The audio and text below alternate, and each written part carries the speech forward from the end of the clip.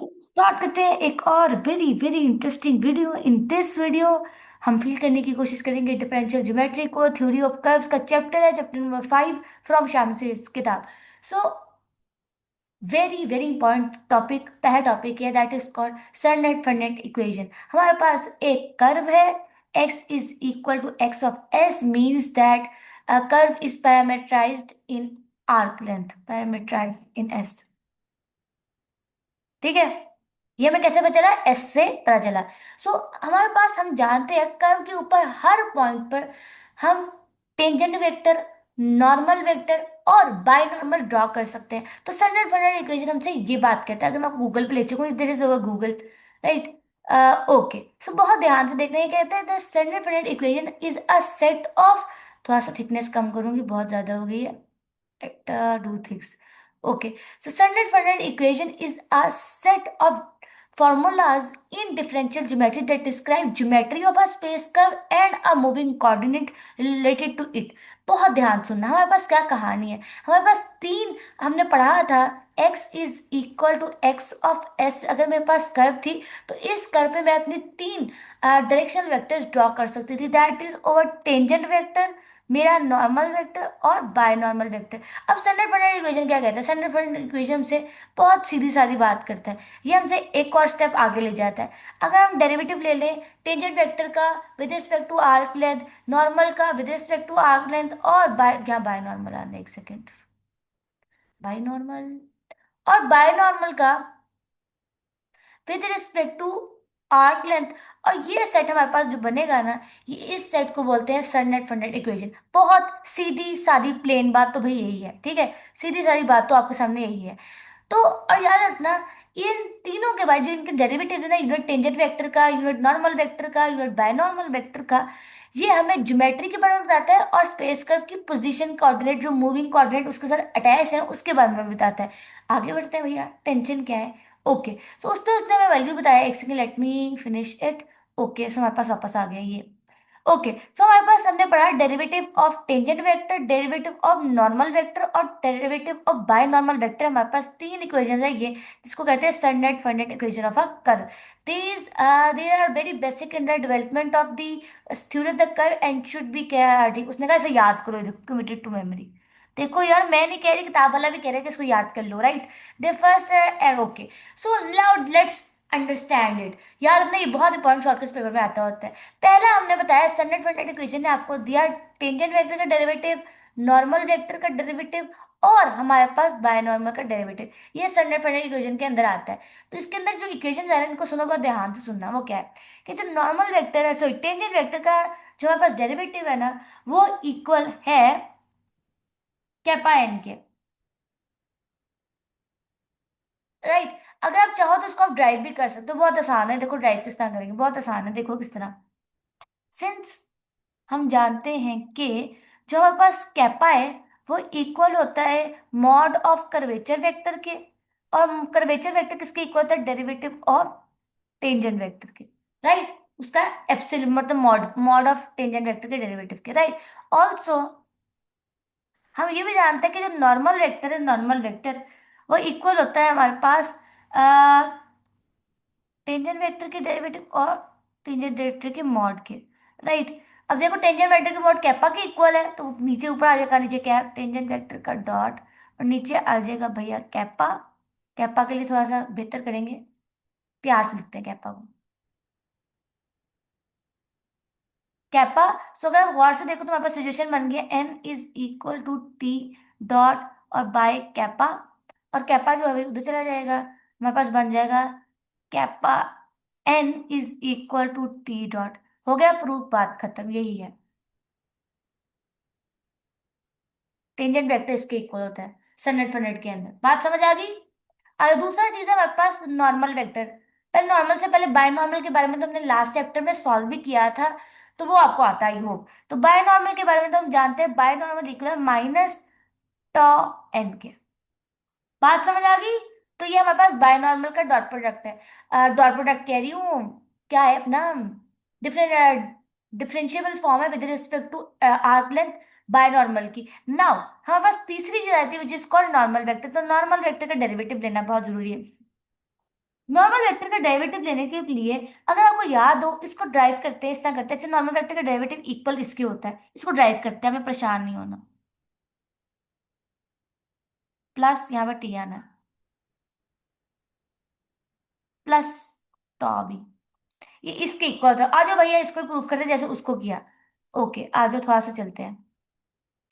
Okay, हम जानते हैं कि भैया नॉर्मल वेक्टर जो है ना, वो होता है हमारे पास cross product of tangent vector और binormal vector, because normal vector भी परपेंडिकुलर होता है, बोथ ऑफ नॉर्मल वेक्टर और बायनॉर्मल दोनों के परपेंडिकुलर होता है। कैसे, ये देखो, इधर देखो, बहुत ध्यान से, अगर किसी को बात समझ नहीं है देखो। जो नॉर्मल, अगर ये मेरे पास टेंजेंट वेक्टर है, तो इसके बिल्कुल परपेंडिकुलर मेरे पास आएगा इस साइड पर नॉर्मल वेक्टर। थोड़ा सा नॉर्मल वेक्टर को प्यास ड्रॉ करने की कोशिश करते हैं। ये नॉर्मल वेक्टर है और इन दोनों के परपेंडिकुलर मेरे पास ये बायनॉर्मल वेक्टर। देखो समझ आई, तीनों एक दूसरे के परपेंडिकुलर है, परपेंडिकुलर टू ईच अदर, ठीक है। तो नॉर्मल वेक्टर को हम क्रॉस प्रोडक्ट ऑफ बी और टी लिख सकते हैं, राइट। बात समझ आ गई, आई होप कि अच्छी तरीके से समझ आई हो। तो अब मैं जरा इसका डेरिवेटिव ले लेती हूँ।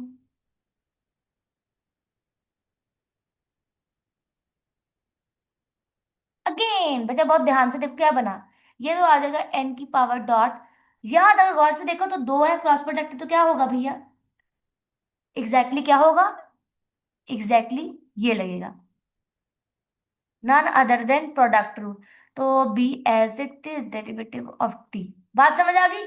और अब ये देखो क्या होगा फर्दर, बी के ऊपर से डॉट, देखो बी डॉट किसके इक्वल है, माइनस टॉ एन के, माइनस टॉ एन क्रॉस टॉ, प्लस यहां देखो बी क्रॉस टॉ, टी का डॉट किसके इक्वल था, कैपा एन के। बात समझ आ गई। हमारे पास सिचुएशन ये बन गया, minus tau as it is और N cross tau T, plus kappa को एज इट इज बाहर निकाल दिया, हमारे पास है बी माइनस एन। बात समझ आई, सिचुएशन क्या बना है। और बस समझ भी आ रही है कि नहीं, सबको आ रही है बच्चों। आगे बढ़ते हैं। अच्छा, बहुत इंटरेस्टिंग बात आपने ये याद रखनी है कि हमारे पास जो यहाँ पर अगर हमारे पास आ जाए टेंजेंट वेक्टर, यहाँ आप नॉर्मल लिख लो और यहाँ लिख लो बाय नॉर्मल, तो ये बनता है क्रॉस प्रोडक्ट के अंदर, राइट। अब देखो मैंने ये ड्रॉ किया, इसका क्या मतलब है, देखो minus tau as it is, तो एन क्रॉस टी, तो मतलब असल में प्रोसेस, असल में प्रोसेस ऐसे चल रहा था, राइट, ऐसे चल रहा था, राइट। समझ आई कि नहीं क्या हो रहा है दुनिया में कि नहीं। अभी देखो एन क्रॉस, ये सर्कल ऐसे चल रहा है, तो एन क्रॉस टी हमारे पास किसके इक्वल है, बी के। बात समझ आई, एन क्रॉस टी हमारे पास बी के इक्वल, माइनस बी के बल्कि, हाँ माइनस बी के इक्वल। बात समझ आई कि नहीं भाई, दुनिया में हो क्या रहा है। चलो बच्चों आगे बढ़ते हैं, भाई देखो उसको किस तरह कर। ओके बेटा, 1 minute, I think so I have made a mistake here, I think T cross N ऐसे होगा। हाँ, अब देखो ना एन क्रॉस, अब एन क्रॉस टी करूंगी तो I am reverse moving reverse, तो यहाँ पर माइनस आएगा, माइनस बी। बात समझ आई किस तरह क्रॉस प्रोडक्ट में होता है। तो यहाँ पर आएगा मेरे पास कैपा और बी क्रॉस एन, सो बी क्रॉस एन भी रिवर्स है, तो यहाँ पर माइनस टी आएगा। बात समझे किस तरह आ रहा है, आई होप क्या आई हो। तो यहाँ हमारे पास सिचुएशन बन गया, टॉ बी माइनस कैपा टॉ, बैकॉक टी टी टी टी कापा टी। ये लो भाई, तीसरी इक्वेशन भी होगी ड्राइव। तो ये हमने ड्रॉ कर दिया अपना सन डेफिनेट इक्वेशन को, तीनों को ड्राइव कर लिया, ये देखो। ये हमारे पास नॉर्मल वेक्टर है, और ये हमारे बाय नॉर्मल का, और ये हमारे टेंजेंट का, देख लो। Very very important short question है दोस्तों, बहुत इंपॉर्टेंट शॉर्ट क्वेश्चन है। सन डेफिनेट इक्वेशंस को हमने सॉल्व कर लिया है। बात समझ आई। ओके, सो अगर मैं आपके सामने दोबारा लिख सकूं अगर, तो ऐसा देखो हमारे पास क्या सिचुएशन बना है, हमारे पास सिचुएशन कुछ इस तरह का बना है, इधर देखो हम इसको मैट्रिक्स फॉर्म में भी लिख सकते हैं, किस तरह, इधर देखो बहुत ध्यान से, मैट्रिक्स फॉर्म, बहुत ध्यान से। हमारे पास एक इक्वेशन बना था, that it tangent vector, sorry tangent vector ही था, वो इक्वल था हमारे पास कैपा एन के, और नॉर्मल वेक्टर मेरे पास इक्वल आया है माइनस कैपा टी के और प्लस टॉ बी के, राइट। और तीसरे वाला हमारे पास है बायनॉर्मल, तो बायनॉर्मल कुछ इस तरह का है।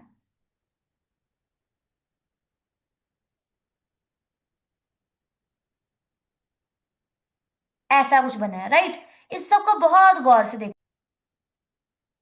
तो अब आपने एक चीज बहुत गौर से देखनी है, वो देखो यहाँ पर एन वेक्टर है, यहाँ पर टी वेक्टर है, यहाँ पर बी वेक्टर है और यहाँ पर एन वेक्टर है, राइट। मतलब टेंजेंट नॉर्मल और बायनॉर्मल के टर्म्स में है। अब हमने मैट्रिक्स बनाया तो हमारे पास नॉर्मल और टेंजेंट और बायनॉर्मल की फॉर्म में बनेगा। अगर आप गौर से देखो, इधर देखो बहुत गौर से, तो हमारे पास टेंजेंट वेक्टर और टेंजेंट का डेरिवेटिव इसको हम लिख सकते हैं। इसमें हमारे पास टेंजेंट वेक्टर है ना, वो जीरो है, राइट। तो यहाँ पे आएगा zero T plus kappa N plus zero B vector. समझ आ गई। अब उसको मैट्रिक्स फॉर्म में लिखना है तो उस फॉर्म को बना रहे हैं। इधर आओ, कैसा बनेगा, नॉर्मल वेक्टर इधर आ गया। इधर देखो गौर से, टेंजेंट वेक्टर का हमारे पास कंपोनेंट ये है, बाय नॉर्मल का हमारे पास है ही नहीं, जीरो। और बाय नॉर्मल का हमारे पास ये वाला कंपोनेंट है, बन गया। आ जाओ तीसरे वाला बाय नॉर्मल का। बाय नॉर्मल कहानी बहुत डिफरेंट है, डिफरेंट नहीं, बिल्कुल सेम ही है। देखो टेंजेंट भी जीरो जाएगा, नॉर्मल हमारे पास है, और बाय नॉर्मल भी एकदम अंडा बन जाएगा, राइट। बन गया, टेंशन क्या है। अब देखो मैट्रिक्स फॉर्म बनेगी किस तरह, ये important short question university paper में आया हुआ है। देखो कोफिशिएंट ऑफ मैट्रिक्स, हमने कोफिशिएंट्स बना लिए हैं। कोफिशिएंट्स ऑफ, इसके कोफिशिएंट क्या है, टी एन एंड बी। अब मैट्रिक्स कोफिशिएंट मैट्रिक्स लिख लो। आ जाओ जल्दी से लिखो, कुछ इस तरह का बनेगा। पहले हम टेंजेंट वेक्टर का लिखते हैं, तो यहाँ पर जीरो है हमारे पास। टेंजेंट वेक्टर नॉर्मल वेक्टर का क्या है भाई, कैपा बाय नॉर्मल जीरो। और अब हम नॉर्मल वेक्टर का लिखते हैं, तो देखो नॉर्मल वेक्टर में टी क्या है भाई, minus kappa, normal vector zero, B वाला क्या है, टॉ। और यहाँ पर देखो जीरो माइनस टॉ और बी, बन गया। ये हमारे पास सेननेट फंडेड इक्वेशन की मैट्रिक्स फॉर्म है। देखो किस तरह बनी। आई होप कि सब बच्चों को 100% क्लैरिटी के साथ समझ आएगा what we have done. Okay, आगे बढ़ते हैं भाई। नन अदर देन इंसेंट्रिक इक्वेशन। हमने आपको बताया, हमने लास्ट चैप्टर में पढ़ा था कि कर्व के हर पॉइंट पर हम टेंजेंट वेक्टर, नॉर्मल और बायनॉर्मल ड्रॉ कर सकते हैं। लेकिन अभी हमने थोड़ी देर पहले पढ़ा कि कर्व के हर कर्व पे हमारे पास जो वेक्टर है ना, टेंजेंट नॉर्मल और बाय नॉर्मल, वो सेटिस्फाई करता है सन्नत फंडेड फ्रेम को। सन्नत फंडेड जो फ्रेम है ना, ये सन्नत फंडेड इक्वेशंस है, ये हमें कर्व के ज्योमेट्री के बारे में बताता है और साथ ही साथ किसके बारे में बता रहा है, कर्व के मूविंग कोऑर्डिनेट्स के बारे में, मतलब tangent vector by normal normal के बारे में बता रहा है। यही चीजें अगर हम लोग इन्हीं चीजों को अगर याद हो, नॉर्मल बाय नॉर्मल और टेंजेंट से ही मिलाकर एक और चीज बनाते थे जो कर्व की प्रॉपर्टीज के बारे में बताते थे, कर्व की नेचर के बारे में बताती थी, कौन सी वो चीजें थी, सोच के बताओ। कर्वेचर एंड टॉर्शन, ये सारी जो अगली कहानियां है ना, it is called eccentric equation. Eccentric equation ना बड़ी इंटरेस्टिंग बात कहती है, बड़ा इंपॉर्टेंट टॉपिक है, लगा लो इंपॉर्टेंट, मिड्स में आएगा, पक्की बात आएगा, इंशाल्लाह दूंगी मैं। सबसे पहले इसको स्टार्ट करने से पहले पढ़ते हैं थ्योरम 5.2। ये थ्योरम क्या कहता है कि a curve is defined uniquely by, uniquely का मैथ्स, पूरे मैथ्स में यूनिक का मतलब तो ओनली वन। जब मैथ्स में कहीं लिखा हुआ ना यूनिकली, इसका मतलब है जिस चीज की बात की जा रही है वो सिर्फ एक है। इसका मतलब है हम कर्व को डिफाइन कर सकते हैं, डिस्क्राइब कर सकते हैं। हर कर्व के अपना यूनिक कर्वेचर और टॉर्शन होता है, और वो जो कर्वेचर और टॉर्शन हर कर्व का होता है ना, वो फंक्शन ऑफ इसका नेचुरल पैरामीटर होता है। इसका मतलब है दुनिया के सारे कर्व को हम यूनिकली रिप्रेजेंट कर सकते हैं, लिख सकते हैं, बना सकते हैं, डिफाइन कर सकते हैं बाय यूजिंग और बाय देखिंग, by analysing its curvature and torsion. और याद रखना है जिस कर्व के कर्वेचर और टॉर्शन हम निकालेंगे ना, हमेशा नेचुरल पैरामीटर होगा, which gives the curvature and torsion of a curve. ये देखो, as a function of S, S क्या है हमारे पास, arc length, are called natural और इंसेंट्रिक equation of a curve, for they are completely defined curve. तो किसी भी कर्व को on the basis of its curvature और टॉर्शन डिफाइन करना इन टर्म्स ऑफ या फिर as a function of arc length हमारे पास कहलाता है नन अदर देन इंसेंट्रिक इक्वेशन। अब अगर आप गौर से देखो, बिल्कुल नीचे चलते हैं, इधर आ जाओ। अब गौर से देखो, बहुत गौर से देखना है। सबसे पहले इसने हमें एग्जांपल दिया that is called straight line की। सबसे पहले इंसेंट्रिक इक्वेशंस की बात हुई स्ट्रेट लाइन की, हम जानते हैं। अब कर्वेचर क्या था, कर्वेचर क्या था, कर्व का बेंड होना। और टॉर्शन क्या था? टॉर्शन था कर्वेचर, कर्व का मुड़ना, ट्विस्ट होना। तो अब मुझे बताओ, स्ट्रेट लाइन, देखो स्ट्रेट लाइन आपके सामने ड्रॉ करती हूँ, ये स्ट्रेट लाइन है, क्या ये स्ट्रेट लाइन टर्न हो रही है? नहीं। क्या ये स्ट्रेट लाइन ट्विस्ट हो रही है? नहीं। तो इसका मतलब है स्ट्रेट लाइन का कर्वेचर और टॉर्शन दोनों जीरो होंगे। तो हम लोग किसी भी स्ट्रेट लाइन को लिख सकते हैं कि हर स्ट्रेट लाइन जो है ना, उसका कर्वेचर भी जीरो है और टॉर्शन भी जीरो है। तो जब भी किसी कर्व का टॉर्शन और कर्वेचर दोनों जीरो हो, तो आंखें बंद कर कर सोच लेना कि वो जो कर्व की बात हो रही है ना, वो कर्व एक स्ट्रेट लाइन है। आई होप कि समझ आई हो। अब आगे बढ़ते हैं, हम इंसेंट्रिक इक्वेशंस की बात करेंगे सर्कल के अंदर। इसका रेडियस हमारे पास ये है। सो बहुत गौर से ना, ये सर्कल है, ये सर्कल, क्या ये सर्कल बेंड हो रहा है? जो सर्कल मैंने आपके सामने ड्रॉ किया, क्या ये बेंड हो रहा है? हाँ हो रहा है। सर्कल मुड़ रहा है ना, कर्व मुड़ रही है ना, हाँ हो रही है। इसका मतलब है इस सर्कल का कर्वेचर तो है। क्या सर्कल में ट्विस्ट आ रहा है? नहीं। तो इसका मतलब है टॉर्शन जीरो है। तो याद रखना, सर्कल के केस में टॉर्शन जीरो है, लेकिन जो उसका कर्वेचर है ना, वो हमेशा कांस्टेंट आएगा। समझ आई? कर्वेचर टॉर्शन होता है, कर्वेचर कांस्टेंट क्यों आएगा? बिकॉज जो कर्वेचर है ना, किसी भी कर्व के अंदर, या किसी भी कर्व को छोड़ो, सर्कल के अंदर जो कर्वेचर है ना, वो उसके रेडियस की वजह से बनता है। और रेडियस हमेशा पूरे के पूरे कर्व में सेम होता है। तो याद रखना, जब भी आपके सामने ऐसी कोई कर्व दी जाए जिसमें कहा जाए, ऐसी कर्व है आपको कहा जाए कि जिसका टॉर्शन टॉर्शन जीरो है, लेकिन उसका कर्वेचर कांस्टेंट है, तो आंखें बंद करके जहन में लेकर आना, नन अदर देन सर्कल। बात समझ आ गई? आगे बढ़ते हैं, none other than helix. Helix बहुत इंटरेस्टिंग कर्व है, अगर आपको याद हो कि ना याद हो, सर्कुलर हेलिक्स। हेलिक्स के अंदर टॉर्शन और टॉर्शन और कर्वेचर दोनों कांस्टेंट होते हैं। अगर हेलिक्स याद हो किसी को, तो ऐसे बनती है। देखो, कर्व ट्विस्ट भी हो रहा है और बेंड भी आ रहा है, इसका मतलब इसके पास टॉर्शन और कर्वेचर दोनों है। और याद रखना, ऐसी कर्व जिसमें टॉर्शन और कर्वेचर दोनों कांस्टेंट हो, उसको हेलिक्स बोलते हैं। तो ये बहुत इंपॉर्टेंट एग्जांपल्स थी और कर्वेचर की डेफिनेशंस थी, सॉरी इंसेंट्रिक इक्वेशन की डेफिनेशंस थी। अब इधर इसने हमारे सामने बहुत सारी थ्योरी लिख रखी है। इस थ्योरी को मोटा मोटा बता देती हूँ हमारे साथ हुई क्या है। इस थ्योरी में उसने मैं क्या कहा है, मैं आपको, ओके, अब if two curves C and C two, उसने हमें दो कर्व्स दिए, एक सी दिया और एक सी स्टेरिक दिया है। उसने कहा हमारे पास दो कर्व है, इन दोनों कर्व का एग्जैक्टली सेम, ये देखो, एग्जैक्टली सेम कर्वेचर, और हमें दो कर्व दिए गए हैं, और ऐसे कर्व दिए गए हैं जिन, ऐसे कर्व है जिनके दोनों के कर्वेचर भी सेम है और दोनों के टॉर्शन भी सेम है। तो हमने अब ये प्रूव करना है कि ये दोनों कर्व जिनकी टॉर्शन भी सेम है और कर्वेचर भी सेम है, ये दोनों आइडेंटिकल है, मतलब सेम है। ठीक है, थ्योरी में हमने क्या बात उसने आगे जाकर बताई है, मैंने आपको मोटा मोटा बता दिया है। हमने ये प्रूव करना है। तो हमने क्या कहा, हमने क्या कहा, कर्व सी, जो सी स्टेरिक था ना, उसको ट्रांसलेट किया, शिफ्ट किया, या जो मर्जी कहो, ऐसे किया कि जो S is equal to S naught. इसका मतलब है हमने सी और सी स्टेरिक को, जिनका कर्वेचर और टॉर्शन दोनों का सेम सेम है, उनको हमने क्या किया, एक पॉइंट से गुजारा। हमने उनको एक पॉइंट से गुजारा। बहुत ध्यान से सुनने वाली बात है। अगर मैं आपके सामने थोड़ा सा मोटा मोटा लिख सकूँ ना, तो इधर आओ जरा, मैं मोटा मोटा लिख कर दिखाती हूँ, अगर आपको समझ आए, थोड़ी सी थ्योरी समझो। ओके, मैं यहाँ जल्दी से एक लाइन लगा रही हूँ ताकि पता चले ये वाला टॉपिक तो खत्म हुआ, नेक्स्ट बात हो रही है। इधर देखो, हमारे पास एक x is equal to S of x describe करिए कर्व को, कर्व डिस्क्राइब कर c, और जो हमारे पास एस्टेरिक ऑफ c है ना, ये डिस्क्राइब कर रहा है कर्व c स्टेरिक। बात समझ आ गई? आई होप कि समझ आई हो। इस कर्व के अंदर हमारे पास तीन क्वांटिटी हर कर्व में होंगी, टेंजेंट, नॉर्मल और बायनॉर्मल, ऐसा है। और इस कर्व के हर पॉइंट पे मैं ड्रॉ कर सकती हूँ टेंजेंट, टी स्टेरिक होगा, एन स्टेरिक होगा और बी स्टेरिक होगा। बात समझ आ गई सबको?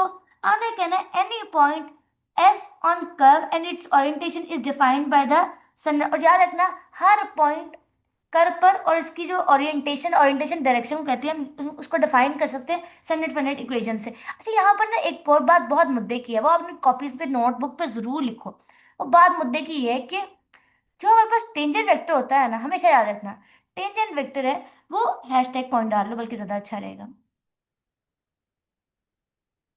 जाजू, जो टेंजेंट वेक्टर है ना, वो हमें डायरेक्शन ऑफ कर्व के बारे में बताता है। ये मैंने 1000 दफा आप लोगों को बताया क्लास में भी। डायरेक्शन ऑफ कर्व के बारे में बताया बताता है। और जो नॉर्मल वेक्टर है ना वो हमें बेंडिंग ऑफ द कर्व के बारे में बताता है। और जो हमारे पास बाय नॉर्मल है ना वो हमें ट्विस्टिंग ऑफ द कर्व के बारे में बताता है। राइट, बात समझ आ गई। ओके, आगे बढ़ते हैं। अब उसने हमारे पास अब हमारे पास ये समझ आ गई, एक कर्व है एस ऑफ एक्स और दूसरी कर्व है एक्स टेरिक ऑफ एस, राइट। तो अब अगर आप गौर से उसने हमें इस सवाल में पहले इस सवाल में लिख कर रख दिया है कि जो दो कर्व है ना वो दोनों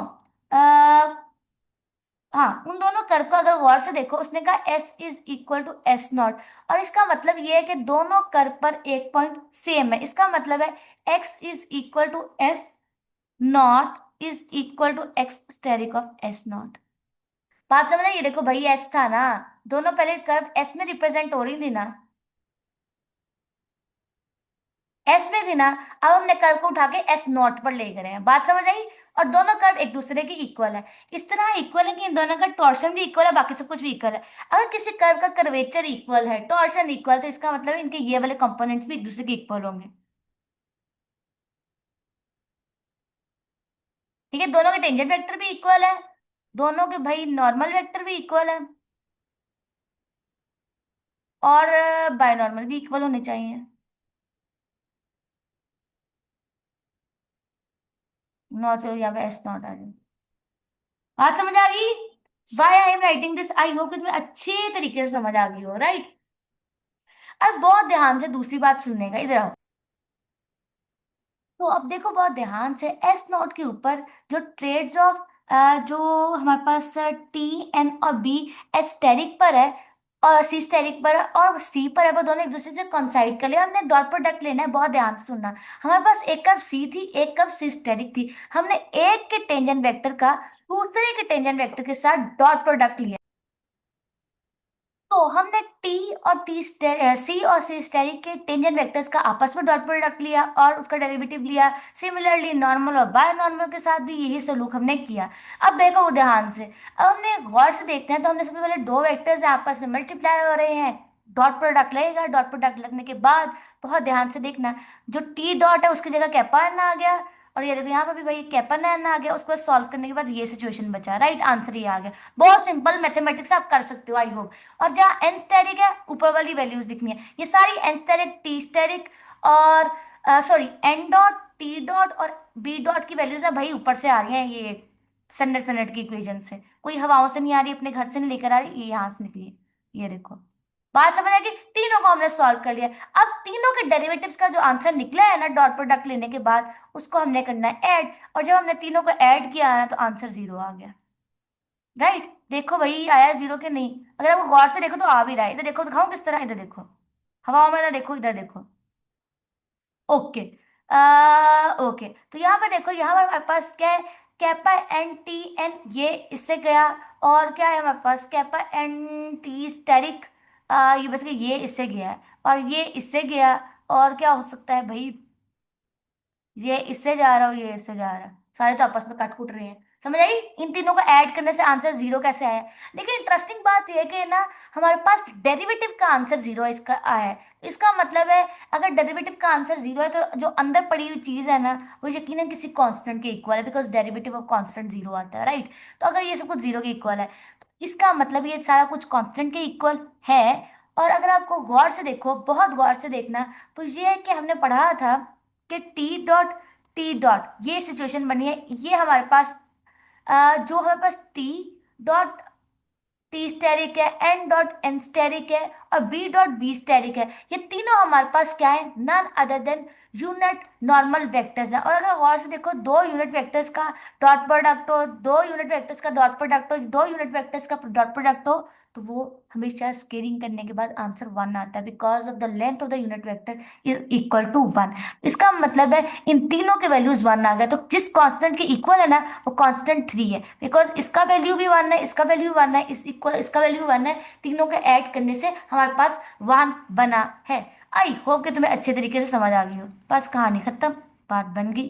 ओके, बात समझ आई, what we have done here. I hope कि तुम्हें अच्छे तरीके से समझ आई हो। आगे बढ़ते हैं, विच is called fundamental existence and uniqueness theorem. बहुत इंटरेस्टिंग बात है। अभी हमने पढ़ा इंसेंट्रिक इक्वेशंस के अंदर, इंसेंट्रिक इक्वेशन ने हमसे कहा, हमें ये बताया, हमसे ये अर्ज की कि हमसे अर्ज क्या की, हाँ हमसे अर्ज हमसे ये की कि अगर हमारे पास हर कर्व का यूनिक कर्वेचर और यूनिक टॉर्शन होता है इन terms of arc length.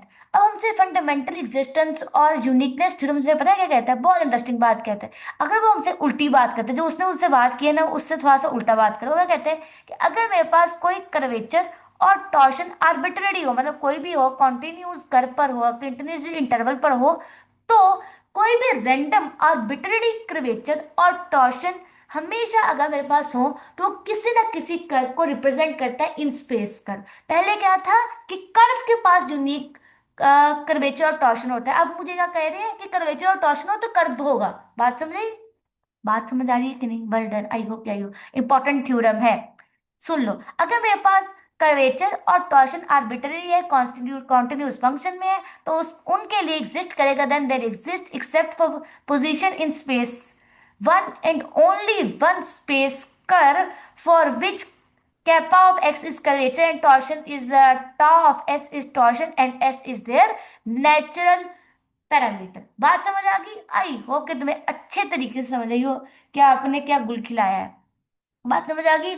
I hope कि आई हो। हमने स्टैंडर्ड फंडेड इक्वेशन में पढ़ा है कि स्टैंडर्ड फंडेड इक्वेशन के अंदर हमारे पास system of three differential equations थी। वो तीन डिफरेंशियल इक्वेशन फर्स्ट ऑर्डर की थी। देखो कौन सी थी। हमारे पास टी था, एन था और बी था। और स्टैंडर्ड फंडेड इक्वेशन के अंदर हमारे पास सिचुएशन ये बन गई थी, टी डॉट, एन डॉट और बी डॉट। ये तीन डिफरेंशियल इक्वेशन मिल गई। और डिफरेंशियल इक्वेशन क्यों कहा है भाई? ये सब कुछ डेरिवेटिव है with respect to arc length. और याद रखना फर्स्ट ऑर्डर का कहा, क्यों कहा है? क्योंकि एक ही डेरिवेटिव है। बिकॉज ये सिचुएशन है ना, ये सिचुएशन है और ये सिचुएशन है और ये सिचुएशन है। बात समझ आई कि नहीं? आई होप कि आपको अच्छे तरीके से दुनिया में समझ आई हो। तो उसने कहा कि हमने स्टैंडर्ड फंडेड इक्वेशन से तीन डिफरेंशियल इक्वेशंस बनाई थी जो फर्स्ट ऑर्डर की बनी थी। इनसे हमारे पास फर्स्ट ऑर्डर की बनी थी टी, एन और बी की। तो अगर हमारे पास आर्बिट्ररी कर्वेचर और टॉर्शन हो तो क्या हमारे पास वेदर और नॉट इनका सोल्यूशन एग्जिस्ट करता है? पहले क्या था, टॉर्शन टी, एन और बी ने इनको बनाया, इनको बनाया, राइट। अब सवाल बहुत इंटरेस्टिंग है, बहुत इंटरेस्टिंग है कि अगर मैंने, अब सवाल ये है कि अब हमारे पास ये गिवन है तो क्या ये इसके सोल्यूशन देंगे? बहुत इंटरेस्टिंग बात है भाई, बहुत इंटरेस्टिंग बात है, बहुत इंटरेस्टिंग, राइट। और इन सब में पूरी कहानी में सबसे पहली बात आपको याद रखनी है कि जो हमारा कर्व है ना वो हमारे पास आर्क लेंथ के अंदर है। इधर देखो कैसे होगा, बहुत देखो, सिचुएशन को समझो। खींच दिया हमने लंबी लाइन। ओके, इधर आओ। हमारे पास कर्व है सी, तो ये कर्व सी है, एक्स उस पर पॉइंट है, तो x is equal to x of C लिखना है because curve is parameterised in arc length. थोड़ा सा इधर प्यार से लिखते हैं, राइट। अब जब मैंने इस कर्व, अब जब मैं इस कर्व का डेरिवेटिव लूंगी, जब मैं इस कर्व का डेरिवेटिव लूंगी तो हमें क्या मिलेगा? देखो, डेरिवेटिव लेने से I will get tangent vector. बात समझ आई कि नहीं? आई होप के समझ आई हो। तो यहाँ पे देखो d over d S over x is equal to t. और अब मैं क्या करूंगी, इंटीग्रेट करती हूँ, देखो क्या होता है। इंटीग्रेट करूंगी विद रिस्पेक्ट टू डीएस।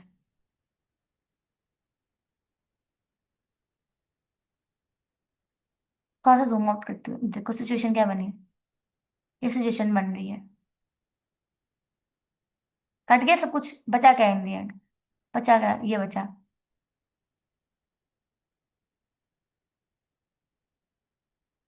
इसको आपने संभाल के रखना है, इन दी एंड जो भी निकलेगा ना उसको उठा के इसमें फेंकना। आप समझ रहे दोस्तों कि ये चीज कैसे बनी है? कहाँ गया वैल्यू? ये चीज। बात समझ, सबको सबको समझ आ गई होगी आई होप अच्छे तरीके से। अलार्म बज रहा था, सॉरी। ठीक है, बात समझ आ गई सबको? आगे बढ़ते हैं। The uniqueness of the curve with given torsion and curvature has already proved, इसको छोड़ो। अब याद रखना इन इक्वेशंस को सॉल्व करने के लिए solution of standard equation can not be obtained by simple integration. मतलब स्टैंडर्ड इक्वेशन कौन सी है भाई? ये वाली इक्वेशन, इसकी इक्वेशन, ये वाला इक्वेशन, और भाई ये वाला इक्वेशन। उसने कहा कि इन तीनों का हमने अब सोल्यूशन चाहिए और हमें कर्वेचर और टॉर्शन गिवन है, तो इनका सोल्यूशन हम ऑर्डिनरी इंटीग्रेशन से नहीं निकाल सकते बिकॉज ये हमारे पास तीन डिफरेंशियल इक्वेशंस हैं ऑफ फर्स्ट ऑर्डर। तो अब क्या करेंगे, हम इसके ऊपर कैलकुलस नहीं ओडी लगाएंगे, ओडी डिफरेंशियल इक्वेशन, और वहां पर हमने सीखा था रेट क्या है, रेट रैकिकाटी इक्वेशंस को सॉल्व करना, वैसे ही करेंगे। तो लगाओ भी, टेंशन क्या है हमारे पास, राइट। तो हम उनको सॉल्व करते हैं रैकिकाटी इक्वेशन के साथ, और इसका सॉल्यूशन देखने के लिए सबसे पहली चीज जो हमने आपकी खिदमत में पेश की है, दैट इज कॉल्ड, पहला case which is called plane curve. अब हमने कहानी ये लेनी थी कि हमारे पास कर्वेचर और टॉर्शन गिवन है, उससे अब हमने सोल्यूशन निकालने हैं टी डॉट और एन डॉट के और बी डॉट के, राइट। हमने पहला केस आपके सामने लिया है ना, वो प्लेन कर्व है, और हम जानते हैं आंखें बंद कर कर के हर प्लेन कर्व का टॉर्शन जीरो होता है।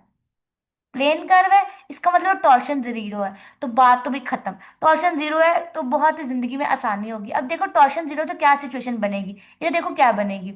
हमारे पास नॉर्मल जो हमारे पास ये टेंजेंट वेक्टर था वो तो कैपा एन के इक्वल था, और हमारे पास क्या है अपना नॉर्मल वेक्टर, वो इक्वल था हमारे पास इसके, नॉर्मल वेक्टर हमारे पास इक्वल था कैपा टी के, बल्कि इस तरह होते कैपा टी तो माइनस में था, उसके लिए तो माइनस, हाँ, टॉ बी, और प्लस माइनस कैपा टी, यहाँ पर डॉट आएगा, और हमारे पास क्या था binormal vector which is equal to minus tau n. और अब देखो सवाल में क्या कहा है, टॉ जीरो है, इसका मतलब है tau is equal to zero. उसने मैं बता दिया कि भाई टॉ तो भाई जीरो की इक्वल है, ये बता दिया। अब टॉ जीरो है तो बाय नॉर्मल भी उड़ गया, और ये वाला क्वांटिटी भी उड़ गया। हमारे पास सिचुएशन क्या बची, t dot is equal to kappa n बचा, और हमारे पास बचा n dot is equal to minus kappa T.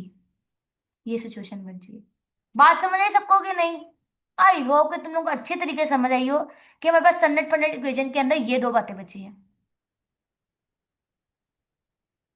और अब देखो हमने कहानी को स्टार्ट करना था, राइट। हमने लिया एक रैंडम कर्व, ये हमारे पास रैंडम कर्व है, इस कर्व के ऊपर इस पॉइंट पर हमने टेंजेंट वेक्टर ड्रॉ किया है। अब टेंजेंट वेक्टर का ऑन एक्स एक्सिस या फिर ई1 पर जो प्रोजेक्शन डाला वो हमारे पास ये है, और इस पर ये है। तो टेंजेंट वेक्टर हमारे पास किसके इक्वल निकला है, इसके। तो टेंजेंट वेक्टर का जो हमारे पास प्रोजेक्शन है ऑन ई1 वो हमारे पास कॉस फाई है, और ऑन ई टू वो साइन फाई है। सिमिलरली जो नॉर्मल वेक्टर है वो ऑर्थोगोनल है टेंजेंट वेक्टर के, और अब यहाँ देखो माइनस भी इन्वॉल्व है, माइनस इन्वॉल्व है ना, बात समझ आएगी नहीं? तो यहाँ पर आएगा, ये देखो कि नॉर्मल वेक्टर इसके इक्वल है। बात समझ आ गई, नॉर्मल वेक्टर हमारे पास इस चीज के इक्वल है। आ जाओ भाई आगे बढ़ते हैं, और आपके लिए फर्दर आपके लिए डेरिवेशन करते हैं आपको, ताकि समझ आए कि क्या हो रहा है दुनिया में कि नहीं। सफाई कर लें फिर आपसे मिलते हैं। आ जाओ, हो जाओ, मिट जाओ, मिट जाओ, मिट जाओ, मिट जाओ, मिट जाओ, मिट जाओ, मिट जाओ, मिट गया।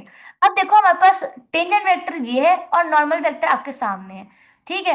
अब आ जाओ इनका डेरिवेटिव लेंगे। जब हम डेरिवेटिव लेंगे ना, अगर गौर से देखो टेंजेंट वेक्टर किस में है, फाई में है, राइट। लेकिन अब हमने इसका डेरिवेटिव लेना है, तो स्टैंडर्ड फॉर्मेट के अंदर हमारे पास टी का डॉट था वो इक्वल था derivative of t with respect to arc length. अब अगेन गौर से देखो तो हमारे पास फाई है, तो अब इक्वेशन फाइव में है, तो क्या करेंगे, क्या लगेगा ना अदर देन,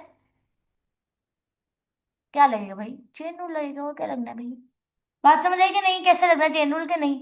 आई होप कि भाई सबको समझ आ रही है दुनिया में हो क्या रहा है, ठीक है। यहाँ पे आ जाएगा फाइव। बात समझ आई कि ना?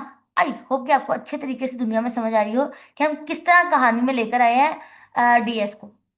बात समझ आई होप कि अच्छे तरीके से समझ आई हो। अच्छा मैंने उल्टा पुल्टा कर दिया, यहाँ पर फाइव आना, इधर देखो फाइव उल्टा, इधर उल्टा पुल्टा हो गया मामला। इधर देखो, तो चेन रूल बेटा इस तरह लगना है, राइट। तो अभी देखो, ओके, टी का derivative with respect to T, तो टी का derivative with respect to five कैसे आएगा, टी का derivative with respect to five, तो यहाँ पर कॉस का डेरिवेटिव आ जाएगा माइनस साइन फाइव इवन, और प्लस कॉस साइन का फाइव तो भाई कॉस फाइव आ जाएगा, और ई टू और डॉट फाई का derivative with respect to arc length phi dot आ जाएगा, राइट। और ये देखो minus sine phi e one plus cos phi e two किसके इक्वल, नॉर्मल वेक्टर की। भाई ये देखो नॉर्मल वेक्टर की वैल्यू, तो हमारे पास आ गया फाई की फाई नॉट और एन। बात समझे, तो टेंजेंट वेक्टर हमारे पास इस तरह इक्वल आ गए। सेम हेयर हम लगाएंगे अपना चेन रूल और हमारे पास इसके इक्वल आ जाएगा। बात समझ आई कि नहीं। लेकिन हम स्टैंडर्ड फंडेड इक्वेशन में जानते जानते हैं स्टैंडर्ड फंडेड इक्वेशन से कि जो हमारा टी डॉट है वो इक्वल होता है कैपा एन के, और एन डॉट इक्वल होता है माइनस कैपा टी के। लेकिन यहाँ पर देखो टी डॉट इसके इक्वल निकल आया और एन डॉट इसके इक्वल निकल आया। तो हमने थोड़ा कंपेयरिंग कंपेयरिंग की तो हमें पता चला, कंपेयरिंग करने से पता चला कि जो कैपा है ना वो इक्वल होगा फाइव डॉट के। बात समझ आई, वो आई कि नहीं आई, होप कि अच्छे तरीके से समझ आई हो।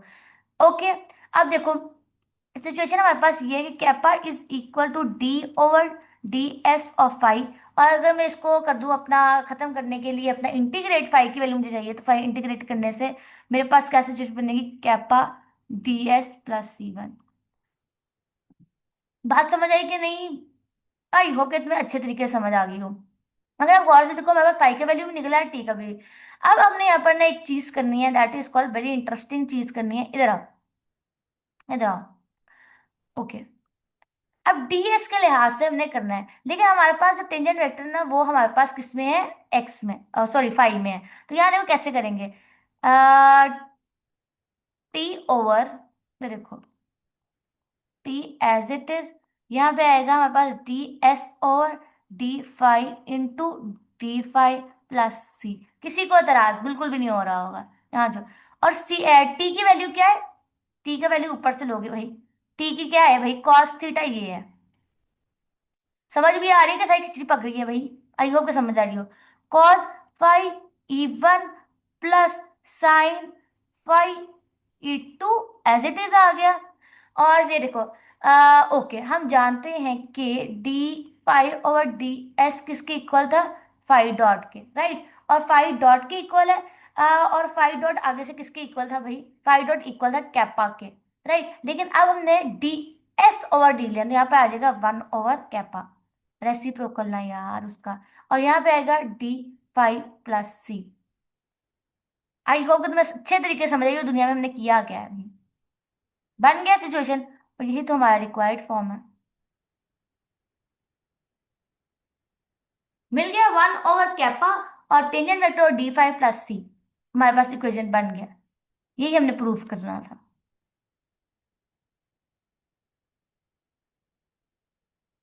ये हमने प्रूफ किया है, fundamental uniqueness and existence theorem. Fundamental uniqueness and existence theorem.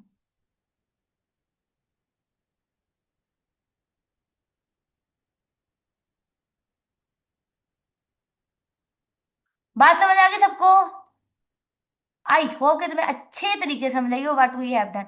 और ये नीचे वाला दिया हुआ एग्जांपल भाई बहुत आसान है, कर लेना। बात समझ आई, आगे बढ़ते हैं। ओके, हमारे पास नेक्स्ट चीज है which is called canonical representation of a curve. Canonical representation बड़ी इंटरेस्टिंग बात है। अभी हमने देखा कि हम कर्व के ऊपर किसी भी पॉइंट को रिप्रेजेंट कर सकते हैं, डिस्कस कर सकते हैं बाय यूजिंग तीन क्वांटिटीज, और तीन क्वांटिटीज ये थी, राइट। और हमने ये जो नॉर्मल वेक्टर, बायनॉर्मल और क्या है बायनॉर्मल टेंजेंट वेक्टर की ड्रॉ की मदद से कर्व के किसी भी पॉइंट पर कर्व के बिहेवियर को देखा। लेकिन अब बहुत इंटरेस्टिंग बात है, हम जूम इन कर जाते हैं, बहुत जूम इन कर जाते हैं। हम एक पॉइंट के ऊपर, पहले हम लोग पूरे ओवरऑल कर्वेचर और टॉर्शन की मदद से पूरे कर्व को देख रहे थे कि पूरे कर्व में कर्वेचर टर्न है या नहीं है। अगर कर्वेचर है, अगर टॉर्शन है तो इसका मतलब ट्विस्ट कितना है, तो हम ये देख रहे थे। अब इस तरह करते हैं, कर्व के अंदर जूम इन कर जाते हैं, बहुत जूम इन में घुस जाते हैं।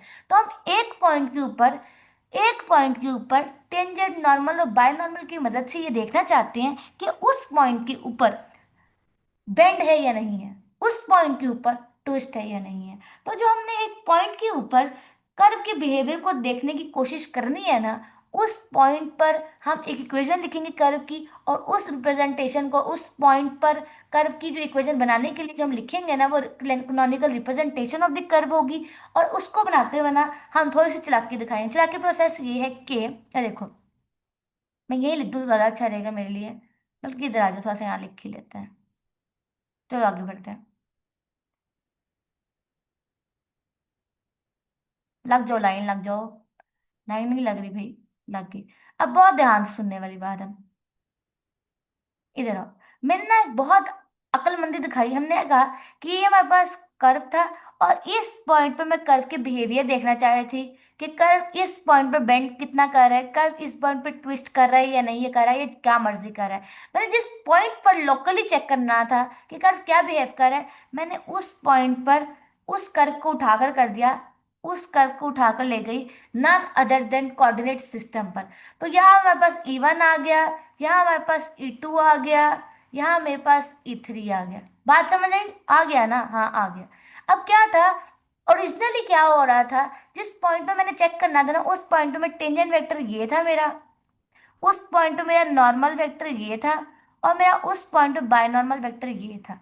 राइट, लेकिन अब क्या हो गया है, मैं उस कर्व को, उस पॉइंट को उठाए कोऑर्डिनेट सिस्टम पर ले आई हूँ। राइट, क्योंकि मैंने उस पॉइंट पर कर्व के बिहेवियर को चेक करना है। तो मैंने वो जो तीन मेरे पास टेंजेंट नॉर्मल और बाय नॉर्मल था, मैंने उसको नहीं यूज किया, बल्कि मैंने उन तीनों की मदद से कोऑर्डिनेट सिस्टम पर पहुंच गई।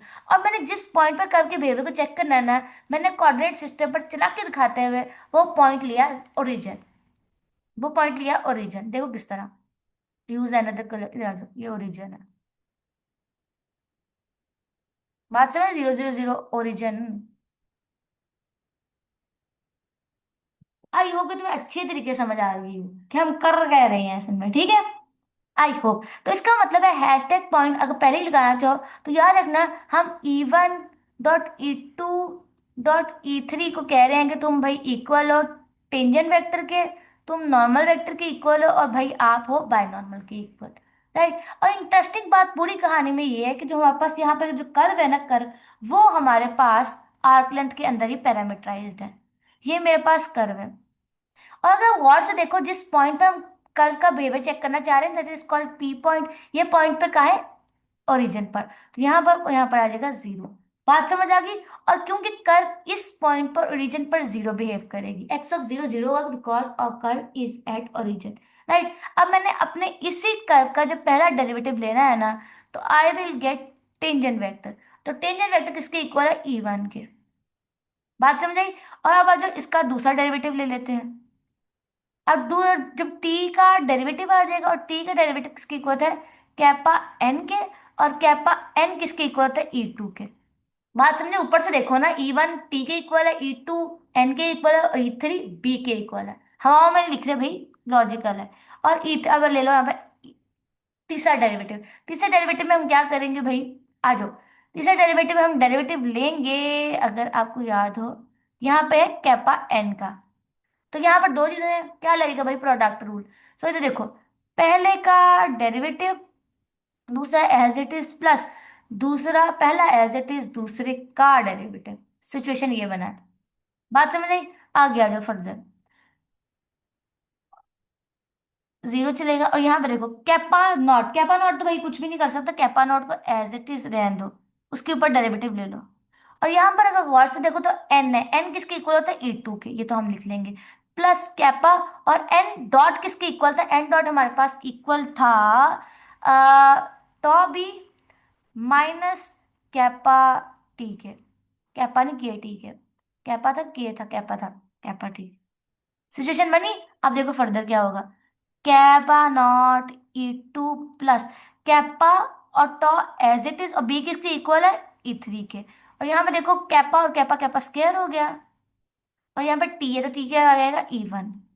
बात समझ आई? बन गया कि ना बना? सब कुछ बन गया, राइट? बात समझ आ गई सबको? आई होप कि तुम लोगों को अच्छे तरीके से समझ आई हो। अब इस तरह करते हैं, काम करते हैं, जहाँ कैपा लिखा है तो टॉ लिखा है, उसको कैपा नॉट में चेंज कर लो। यहाँ कैपा नॉट आएगा, यहाँ पे कैपा नॉट, यहाँ पे कैपा नॉट, यहाँ kappa tau naught, tau naught. Book पे उसने कैपा नॉट और टॉ नॉट यूज किया हुआ है, इसलिए हम भी ये कर रहे हैं। बात समझ आई? आई होप कि तुम्हें बाकी सारी थ्योरी अच्छी तरीके से समझ आई कि हमने किस तरह निकाला है, राइट? अब हमने ना इस पॉइंट पर कर्व के बिहेवियर को चेक करना था, कर्व को एक्सपेंड। तो हमने क्या करना है, इस पॉइंट पर कर्व को एक्सपेंड करते हैं। हाँ, जो एक्सपेंड, एक्सपेंशन करने के लिए हम यूज करेंगे none other than Taylor series.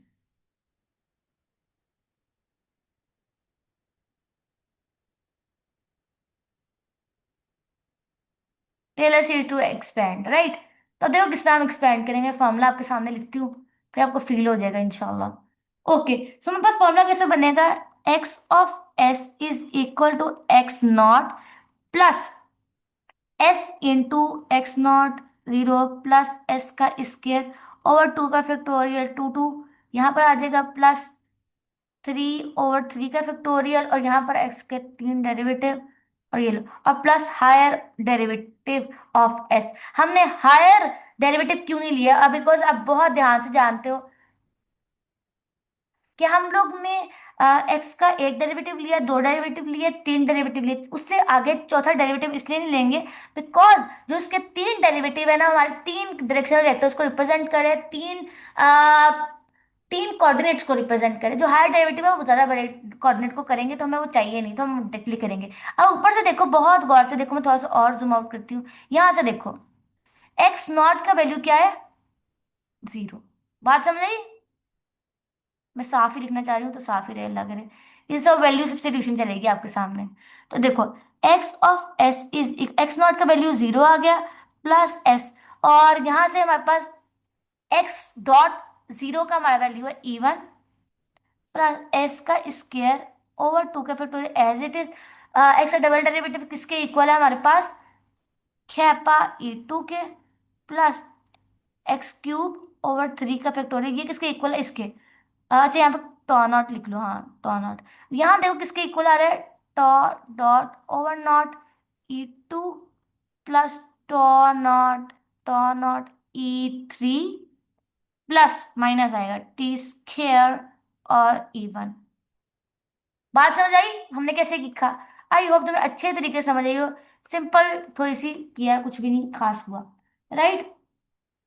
आई होप कि अच्छी तरह आपको समझ आई व्हाट वी हैव डन। अब वो कहते हैं जो E1 वाले हैं उनको एक जगह लिख लेंगे, E2 वालों को दूसरी जगह लिख लेंगे, E3 वालों को इकट्ठे। बात समझ आ गई? आई होप इस तरह ही हो। तो E1 वालों को लिखते हैं, तो यहाँ पे देखो एस माइनस के स्केयर ओवर के नॉट स्केयर ओवर, हमारे पास 6 आएगा बिकॉज 3 फैक्टोरियल 6 होता है, और यहाँ पर आएगा एस का क्यूब डिवाइडेड बाय E1। ठीक है, समझ आ गई। प्लस अब हमने लेना है अपना S2 के, तो S2 के अंदर किस तरह लेंगे, अच्छा E2 के अंदर आएगा एस का स्केयर कैपा, एस का square kappa not divided by two का फैक्टोरियल, भाई टू के इक्वल होता है उसको कोई टेंशन नहीं है, प्लस कैपा नॉट, नीचे भी नॉट आएगा, यहाँ ऊपर डॉट लिख लो, नीचे नॉट लिख लो, डिवाइड बाय 6 और एक्स का क्यूब, और यहाँ पर आएगा मेरे पास E2। बात समझ आई किस तरह बन रहा है यार, आई होप कि अच्छे तरीके से समझ रही हो। प्लस हमारे पास क्या बनता है E3 के अंदर, ओके, सो हमारे पास है यहाँ पर कैपा, ओके, सो हमारे पास है कैपा टॉ नॉट, और क्या आएगा एस का क्यूब डिवाइडेड बाय 6, यही बनेगा और कुछ नहीं बन रहा, plus higher derivative of s के। बात समझ आ गई? आई होप आपको अच्छी तरीके से समझ आई हो। यहाँ पर हमारे पास E3 आना, हमारे पास कर्व आ गया इन टर्म्स ऑफ E1 E2 और E3, राइट। अब अगर हम गौर, तो हमारे पास ये जो पहला है E1 वाला, वो हमारा x1 कंपोनेंट है, ये हमारे पास x2 है, और ये हमारे पास x3 है। तो हमें अपने कर्व के वो तीनों कंपोनेंट्स मिल गए हैं। बात समझ आई? आई होप कि आपको अच्छे तरीके से समझ आई what we have done till now. ये सारी चीजें आपको समझा दी है, राइट। हमारे पास तीनों कंपोनेंट्स उनसे उन्होंने हमारे सामने लिख भी दी हैं। ठीक है, हमारे पास x1 इस तरह का है, x2 ये है, और x3 ये है। अच्छा, अब अगर गौर से देखो ना, बहुत ध्यान से देखना, ये कैनोनिकल रिप्रेजेंटेशन है कर्व की एट पॉइंट P। अगर आपको मैं बहुत गौर से दिखाऊं ना, बहुत ध्यान से देखना, तो इस कर्व की इस कंपोनेंट की लीडिंग एंट्री ये है, कर्व के इस पॉइंट की लीडिंग एंट्री ये है, और कर्व की इस पॉइंट की लीडिंग एंट्री ये है, राइट। और अगर गौर से देखो, पहला कंपोनेंट s है, दूसरा s स्क्वायर है, और तीसरा x क्यूब है, s क्यूब। ओके, तो अब यहाँ पर उसने ना इस एग्जांपल में नन अदर देन कुछ भी नहीं बताया हुआ, प्रोजेक्शन की बात की हुई है। प्रोजेक्शन की बात तो नेक्स्ट में की है, इधर क्या बात की हुई है, इधर देखो। ओके, सो अगर यहाँ पर बहुत इंटरेस्टिंग बात ये है कि उसने हमें बताया है कि अगर टॉर्शन पॉजिटिव हो ना, टॉर्शन पॉजिटिव हो, तो जो हमारे पास ट्विस्ट की जो वाउंड आती है ना, मतलब कि जो टर्न है वो राइट हैंडेड होते हैं, राइट हैंडेड होते हैं, देखो।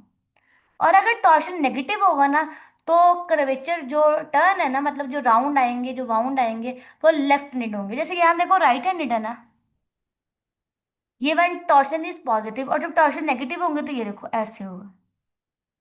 बात समझ आई? आई होप कि समझ आई हो। और क्या लिखा हुआ है भाई? और वही बातें लिखी में है कि एक्स के को रिप्रेजेंट कर रहा है, एस को एकदम काम बात है। अब जो ये देखो, और अगर आपको गौर से देखो, अभी मैंने आपको x1 और x2 और x3 के लीडिंग एंट्रीज के बारे में बताया, राइट? और ये देखो उसने यहाँ पर ये जो लीडिंग एंट्रीज लिखी है कैनोनिकल रिप्रेजेंटेशंस की, और अगर गौर से देखो, हमने इस एग्जांपल में उसने एज्यूम कर रखा है कि कर्वेचर और टॉर्शन दोनों पॉजिटिव हैं। तो अगर आप गौर से देखो, ये हमारे पास तीनों कंपोनेंट x1 x2 और x3। अगर आप गौर से देखो, अगर हम प्रोजेक्शन निकालें x1 और x2 प्लेन पर, x1 और x2 में, इसका मतलब x3 जीरो है। तो जब हमारे पास x1 कंपोनेंट ये है, x2 कंपोनेंट ये है, तो याद रखना जब हमारे पास सिर्फ ये दो कंपोनेंट होंगे, x3 जीरो है, तो इट मीन्स दैट हमारे पास क्या होगा, x1 जो है वो s के इक्वल है, और x2 हमारे पास 1/2 k नॉट और s स्केयर के, तो s स्केयर की जगह क्या आ जाएगा, 1/s, सॉरी x1, राइट? तो ये बन जाएगा सिचुएशन, और ये हमारे पास पैराबोला को रिप्रेजेंट करता है।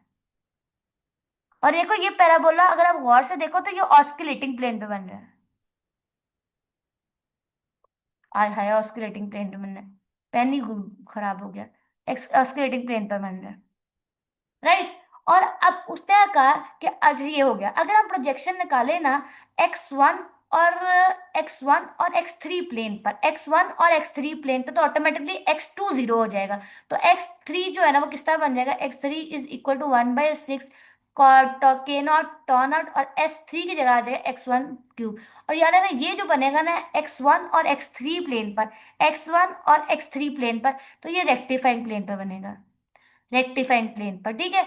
और रेक्टिफाइंग प्लेन पर बनेगा, और ये क्यूबिक नेचर का होगा, बिकॉज ये देखो ना x1 is equal to x1 का क्यूब।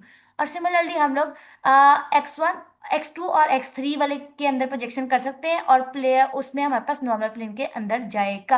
हमारे पास आज का लास्ट टॉपिक है, दैट इज कॉल्ड इनवल्यूट्स। इनवल्यूट्स को पढ़ने के लिए ना, इट्स वेरी इंपॉर्टेंट कि भाई आप एक बात को समझो। वो बात, कहानी बहुत इंटरेस्टिंग है। वो कहानी हम आपके सामने रखते हैं, आपको तब समझ आएगी, लेकिन अगर आपको थोड़ी सी अपनी अकल लगानी पड़ेगी। आज बहुत कहानी को ध्यान से समझते हैं। आज जाओ, इधर देखो। हम इस तरह करते हैं, आपके सामने देते हैं एक हेलिक्स, सिलेंड्रिकल हेलिक्स लिख लो या फिर सर्कुलर हेलिक्स लिखते हैं, सर्कुलर हेलिक्स। पिक्चर्स को देखते हैं, ये हमारे पास सर्कुलर हेलिक्स है, राइट? भूल जाओ, भूल ही नहीं रहा। ये सर्कुलर हेलिक्स है, पिछला डायग्राम ही चाहिए था हमें, ये वाला। ये सर्कुलर हेलिक्स है। अब देखो, बहुत गौर से देखने वाली बात ये है कि हमारे पास ये जो फिगर बना हुआ है ना, इट्स लाइक जो हेलिक्स है ना उसके ऊपर लपेटा हुआ है, राइट? नजर आ रहा है आप सबको? आई होप आपको अच्छे तरीके से नजर आ रहा हो। तो अगर आप गौर से देखो तो हेलिक्स के ऊपर टेंजेंट लाइन किस तरह ड्रॉ होगी, देखो टेंजेंट लाइन ऐसे है, इस पॉइंट पे टेंजेंट लाइन ऐसे है, इस पॉइंट पे टेंजेंट लाइन ऐसे है, इस पॉइंट पे टेंजेंट लाइन ऐसे है, इस पॉइंट पे टेंजेंट लाइन ऐसे, इस पॉइंट, तो ये सारी टेंजेंट लाइन है। अब जब ऐसा समझो कि जैसे हमारे पास एक रॉड थी जिसके ऊपर हमने धागे को लपेटा, जब हमने धागे को खींचा ना वापस, तो क्या होगा, जब उसको अनरैप करेंगे ना, जैसे ये सिलेंडर है, इसके ऊपर धागा चढ़ा हुआ है, हेलिक्स ऐसा ही होता है ना।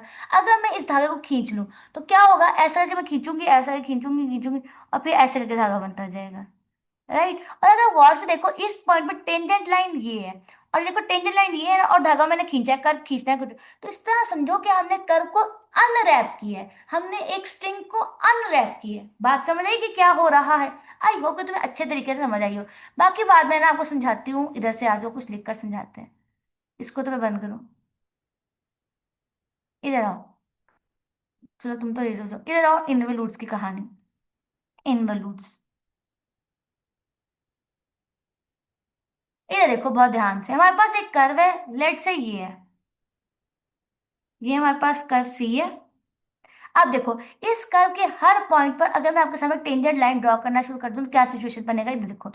ये देखो, इस पॉइंट पर टेंजेंट लाइन ये है, इस पॉइंट पर टेंजेंट लाइन ये है, इस पॉइंट पर टेंजेंट लाइन, ओहो हो जाओ ड्रॉ, इस पॉइंट पर टेंजेंट लाइन ये है, इस पॉइंट पर टेंजेंट लाइन ये है, इस पॉइंट पर टेंजेंट लाइन ये है, तो ये कर्व के ऊपर टेंजेंट लाइन ड्रॉ, अगर मैं कर्व के ऊपर जितने पॉइंट्स हैं उन सब पर टेंजेंट लाइन ड्रॉ करूं, तो एक सरफेस ऐसा बन जाएगा जिसपे टेंजेंट लाइन के मदद से, तो इसका मतलब ऐसा सरफेस जो टेंजेंट लाइन के पाथ पर बने उसको टेंजेंट सरफेस कहते हैं। जैसे यहाँ पर देखो क्या लिखा हुआ है, जैसे पहली बात इसने यहाँ लिख रखी है, इधर देखो साथ से पढ़ते रहते हैं ताकि वो भी पूरी हो जाए। The tangent line to a curve generates a space is called tangent surface of curves भी। तो ये मैंने आपको टेंजेंट सरफेस ही ड्रॉ करके दिखाया, ठीक है। तो जब मैंने कर्व को अनरैप किया ना, इस समझो ये वो रॉड है, लेट्स से इस रॉड के ऊपर ही चढ़ी हुई थी ये रॉड कर्व, राइट। तो जब हमने अनरैप किया ना, तो कर्व ने ये वाला पाथ बनाया, तो इसका मतलब ये मेरे पास नई कर्व बनी, सिस्टेरिक। बात समझ आई कि नहीं? आई होप कि अच्छे तरीके से समझ आई हो। तो इस पॉइंट पर ये देखो, ये टेंजेंट लाइन है, इसको मैंने एक्सटेंड कर दिया। तो ये ओरिजिनल टेंजेंट लाइन है जो ओरिजिनल कर्व की है। लेकिन जब ये मेरे पास इनवॉल्यूट ग्रीन वाला है, जब इसके ऊपर टेंजेंट लाइन में ड्रॉ करूंगी तो इस तरह बनेगी। और अगर आप गौर से देखो, मैं थोड़ा प्यार से बनाने की कोशिश करती हूँ, इसके ऊपर टेंजेंट लाइन ऐसे बनेगा। और अगर आप गौर से देखो, तो जो हमारे पास ओरिजिनल टेंजेंट लाइन है और जो नया टेंजेंट लाइन बना है, उन दोनों के दरमियान एंगल कितना है, 90 डिग्री का। बात समझ आई? आई होप क्या समझ आई हो क्या बना है। तो याद रखना, इन्वोल्यूट के ऊपर से के अंदर जब हमारे पास इन्वोल्यूट अनरैपिंग से बनता है, तो जो नया कर्व बनता है ना, उसका टेंजेंट लाइन और जो पुराने कर्व है उसका टेंजेंट लाइन आपस में पेंडिकुलर होता है। ये देखो यहाँ पे इस पॉइंट की बात करें, तो लेट्स से हम इसको एक्स ऑफ एस ले लेते हैं, और कर्व के इस पॉइंट पे हमने बिहेवियर चेक करना है, तो इस पॉइंट को हम एस्टेरिक ऑफ एस ले लेते हैं। तो कर्व के इस पॉइंट पे टेंजेंट लाइन ओरिजिनल कर्व का तो टी स्टेरिक टी है टेंजेंट लाइन, लेकिन इस ये जो येलो वाला टेंजेंट लाइन है ना ओरिजिनल, जो हमारे पास इन्वोल्यूट का, वो इस तरह निकलेगा आर्क लेंथ से। बात समझ आई? आई होप कि तुम्हें अच्छे तरीके से समझ आई हो कि क्या है, ठीक है। तो मैं थोड़ी सी बातें आपके सामने लिख देती हूँ यहाँ पर, वो सुन लो। वो ये है कि an involute is path of end of string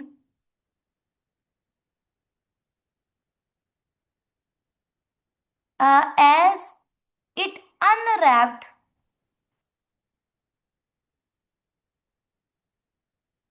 एनरैप्ड from a curve. ऐसे अगर आपको ये बात समझ नहीं ना आ रही, इस तरह करो, एक ग्लास पकड़ लो, आपके पास है ये वाटर वाटर बॉटल है, उसके ऊपर धागे को लपेटो, लपेट लिया, उसके बाद जब उसको दोबारा खोलोगे ना, धागे को अनरैप करोगे, दोबारा से खोलोगे, जो आपने लपेटा है जिसको लपेटना खोलेगो, तो आप देखना उसको खोलते वक्त आप उसको स्ट्रेट लाइन में खोलोगे, मतलब धागे खोलोगे तो स्ट्रेट लाइन ड्रॉ होगी, आपको समझ आएगी फ्रॉम अ कर्व।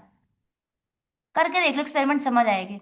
और आगे बढ़ते हैं, उसके बाद लिखना, as we unwrap as we unwrap the string,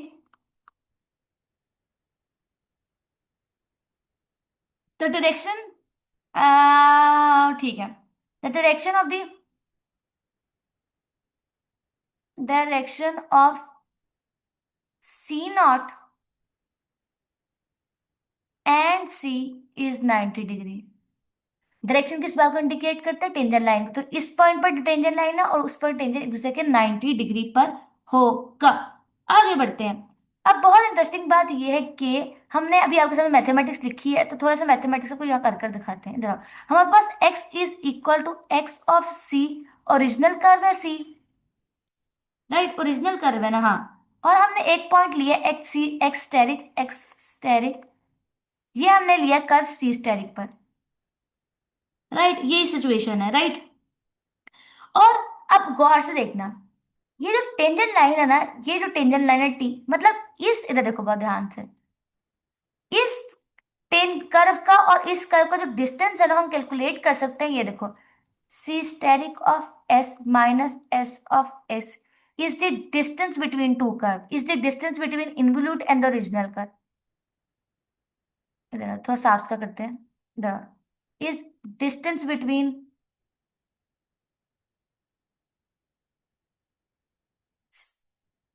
and this, ये भी लिख लो, सी एंड सी स्टेरिक ज्यादा अच्छा लफ्ज लगेगा।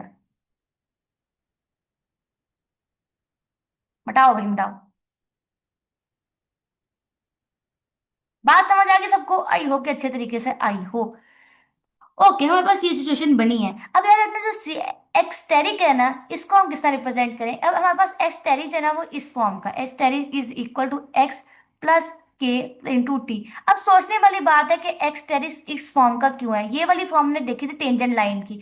और अगर वो और से याद रखो, एस एक्स स्टेरिक वो पॉइंट है जो सी स्टेरिक पर है, और सी स्टेरिक ऐसी कर्व है जो कि टेंजेंट सरफेस से बनी है। तो ऑफ कोर्स जो उसके पॉइंट होंगे हम उसको टेंजेंट लाइन वाले पॉइंट वाली फॉर्म में लिख सकते हैं। दैट इज वाई अगर गौर से देखो तो ये वो वाली फॉर्म बन रही है आपके सामने। ठीक है, आई होप कि आपको अच्छे तरीके से बात समझ आ गई हो। आगे बढ़ाते हैं कहानी को, आ जाओ। तो हमने एक बात पढ़ी थी अभी कि जो टेंजेंट वेक्टर हमारे पास ओरिजिनल कर्व का और जो हमारे पास इनवोल्यूट का टेंजेंट वेक्टर है उनके दरम्यान का डेरिवेटिव जीरो जीरो के इक्वल है। उसको हम बाद में देखते हैं, पहले इसको देखो, हम इसका डेरिवेटिव लेते हैं टेंजेंट वेक्टर निकालने के लिए। तो यहाँ पर आएगा डेरिवेटिव ऑफ एक्स प्लस के और यहाँ पर टी। बात समझ आई? तो एक्स का डेरिवेटिव तो भाई एक्स डॉट आ जाएगा प्लस के, यहाँ पर लगेगा भाई प्रोडक्ट रूल, के डॉट और T as it is plus K as it is T dot. बात समझ आई? But I have done, I hope कि समझ आई हो। एक्स डॉट है वो टेंजेंट है, plus k dot t as it is और के, और टी डॉट किसके इक्वल था? की डॉट हमारे पास इक्वल था कैपा एन के, कैपा एन के। यहाँ पर एक कैपा और एक के है, इसको डिफरेंस रखना है। और देखो दोनों में हमारे पास टी कॉमन आ रहा है तो टी निकाल देंगे, वन प्लस के नॉट, और यहाँ पर आ जाएगा टी कॉमन प्लस के, और यहाँ कैपा और एन। बात समझ आ गई? और ये हमारे पास निकल आया भाई टेंजेंट वे, जो हमारे पास इन्वोल्यूट है उस पर टेंजेंट लाइन निकल आई। इसको हम बना देते हैं डब्बा, बन गए। अब हम जानते हैं कि जो ये देखो, ये जो ऑरेंज वाला हमारे पास ओरिजिनल कर्व का टेंजेंट है और येलो वाला हमारे पास इन्वोल्यूट का टेंजेंट है, ये दोनों एक दूसरे के क्या है? परपेंडिकुलर। तो इनका डॉट प्रोडक्ट आपस में क्या होगा? जीरो के इक्वल। तो आओ बना लेते हैं जीरो के इक्वल, आ जाओ। सो ये सिचुएशन क्या है? का डॉट प्रोडक्ट टी के साथ इक्वल टू जीरो है, राइट? तो यहाँ पर ले लो इसका डॉट प्रोडक्ट टी के साथ। तो आज ऊपर वाला सिचुएशन हमारे पास लिखा है ऊपर वाला, तो यहाँ पर देखो क्या बनेगा, वन प्लस टी डॉट का डॉट प्रोडक्ट टी के साथ प्लस के खेपा N dot T is equal to zero. अब डिफरेंट वेक्टर्स के डॉट प्रोडक्ट भैया अंडा होता है, तो ये गया जीरो। यहाँ पर देखो डिफरेंट वेक्टर के डॉट प्रोडक्ट क्या होता है? वन, सेम वेक्टर का, सॉरी। तो हमारे पास सिचुएशन क्या बना यहाँ से? हमारे पास बना one plus k dot is equal to zero. तो के डॉट इधर आ गया, वन इधर गया, माइनस हो गया। ठीक है, अब देखो के ऊपर डॉट है तो इसका मतलब है डी ओवर डी एक्स के है which is equal to minus. अब इसका करते हैं इंटीग्रेट, मार्क कर लेते हैं। तो हमारे पास सिचुएशन का बजाय k is equal to minus s plus c situation बन जाएगा। अब ये जो के का वैल्यू निकला है ना, इसको उठा के ऊपर डाल देंगे भाई यहाँ पर के का वैल्यू। तो हमारे पास सिचुएशन क्या बन जाएगा? कर्व को मिल जाएगा हमें कर्व एक्स प्लस के का वैल्यू निकला है सी, एस प्लस एस सी। एक सेकेंड, क्या निकला भाई? हाँ, सी माइनस एस, बिल्कुल सही लिखा है। और साथ में आ जाएगा टी। मिल गया भाई कर्व का इक्वेशन, कर्व के वो पॉइंट जो हमारे पास अननोन था हमें मिल गया। बात बन गई कि what we have done. I hope कि तुम्हें अच्छे तरीके से समझ आई हो क्या है। तो जो हमारे पास इनवोल्यूट था वो कर्व था सी स्टेरिक, और कि सी स्टेरिक के ऊपर हमारे पास जो टेंजेंट लाइन है वो हम इसको इस फॉर्मूले से ड्रॉ करेंगे। उस कर्व के ऊपर कोई भी पॉइंट इसके इक्वल है, और किसी भी इनवोल्यूट के ऊपर, किसी भी इनवोल्यूट के ऊपर जो हमारे पास कर्वेचर है ना वो ये गिवन है ना। कर्वेचर कहाँ है? ये। That is all. I hope कि आपको बहुत कुछ सीखने को मिला हो, बहुत कुछ मजा आया वो। और एक ही रिक्वेस्ट है, प्लीज बहुत अच्छे तरीके से पढ़ें, बहुत अच्छा काम करें, और इतना अच्छा पढ़ें कि दुनिया हैरान हो जाएगा आप इतना अच्छा कैसे पढ़ सकते हैं। ठीक है, try to do better things, अपने लिए अच्छा करें, अपने इर्द गिर्द के लोगों के लिए अच्छा करें। और प्लीज स्टडी इस तरह पढ़ें कि अच्छी सीजीपी और अच्छी नौकरी नहीं, कुछ और भी प्रोड्यूस करें। ठीक है, अल्लाह हाफिज।